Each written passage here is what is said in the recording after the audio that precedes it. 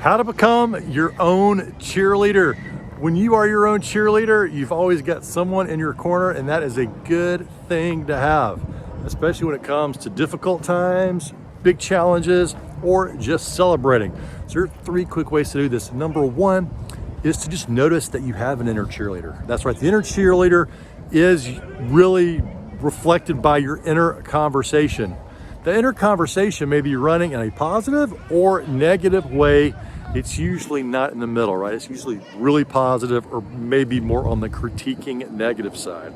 A cheerleader does not criticize, it cheers with you, it celebrates with you. So what is your inner conversation telling you? Just bringing your attention to it can automatically make it a bit more positive. So that's step one. Step number two is to talk to yourself, to cheer yourself as a friend or a coach, but not a critic. We got enough critics in this world.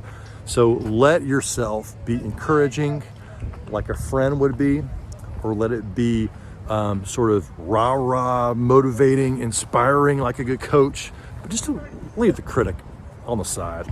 And number three is when you talk to yourself, research shows us it's better to use you than I, like, Ben, you can do this, versus I can do this. Or Ben, keep going, you've got this, versus I got this. And it may seem like a subtle distinction, but it actually makes a pretty big difference, because research shows us, and I can't actually remember where the study was, but I thought it was a quite interesting study, so it really stuck with me, that people who talk to themselves as you perform better, have more confidence in job interviews and presentations than people who used I. Now, why is this? There's probably some kind of psychological breakdown on why that is.